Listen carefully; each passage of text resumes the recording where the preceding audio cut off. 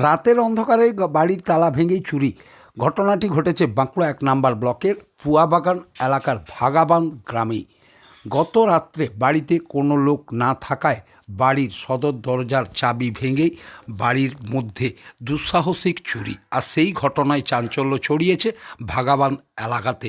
ঘটনার খবর পেয়ে ঘটনাস্থলে পৌঁছায় বাঁকুড়া সদর থানার পুলিশ এবং বিষয়টি খতিয়ে দেখছেন এবং তদন্ত শুরু করেছেন বাঁকুড়া সদর থানার পুলিশ। কিন্তু এলাকার লোক খুবই আতঙ্কিত আছে, কারণ এই ধরনের ঘটনা প্রায়ই ঘটছে পুয়াবাগান এলাকাতেই বলে অভিযোগ করছেন স্থানীয় বাসিন্দারা।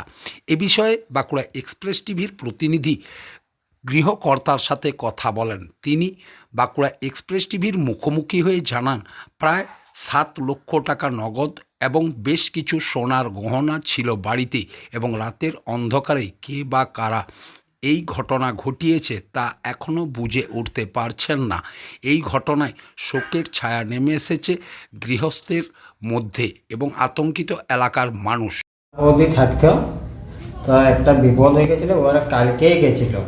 কালকে যাই পর তারপরের রাতে এরকম আছে, সকালে দেখছি তালাগুলো সব ভাঙা, আলমারি সব ভাঙা, আর যা টাকা পয়সা গয়না ছিল সব একদম পূজা করে চলে গেছে।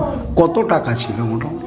মোটামুটি যে জায়গা দিকে টাকা ছিল, তাও মোটামুটি আনুমানিক ওরা সবাই মিলে 8-9 লাখ টাকা পেয়েছে।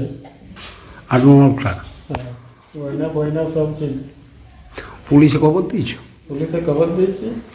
পুলিশ এসেছে? পুলিশকে এখনো পর্যন্ত আছে। কি নাম? আমার নাম মিঠুন রায়। মিঠুন রায়। মিঠুন রায়। দেয় ভ্যান, তারা ভালো হয়। প্রায় দিনই এর ম্যাক্সিমাম এদিক ওদিক বাগানের এরিয়াতে ঘটে থাকছে। কি হয়েছে? হয়েছে বলতে এখানে চুরি হয়েছে বাড়িতে। হ্যাঁ, তোরা কেউ বাড়ি থেকে থাকেনি। গয়নাঘাটি টাকা পয়সা গেছে, কতটা কী জানি না ঠিক। হ্যাঁ, চুরি হয়েছে। তো এরকম কি মাঝে মধ্যে হয়ে যায়? মাঝে মধ্যে প্রায়ই হয়। তো পুলিশ এদিক ওদিক পুলিশ তো ওই মোড়ে এদিকে থাকে, আশেপাশে তাদের একটু টহল দিলে খুব ভালো হয়, যাতে নজর ভালো দেয়, তাহলে চুরিটা বন্ধ হবে। মানে এরকম ঘটনায় যে বারে বারে ঘটছে, তাতে কি গ্রামবাসীরা আতঙ্কে? অবশ্যই আতঙ্ক থাকবেই, আতঙ্ক তো আছেই, কারণ চুরি তো হচ্ছেই। ধরুন সমানে কেউ ধরুন বাড়ির থেকে বাইরে অনেকে গেছে, কেউ থাকে না, রিলেটিভের বাড়ি গেছে, এগুলো হয়ে থাকে, আতঙ্কে বেশ পারবে তো ভয়।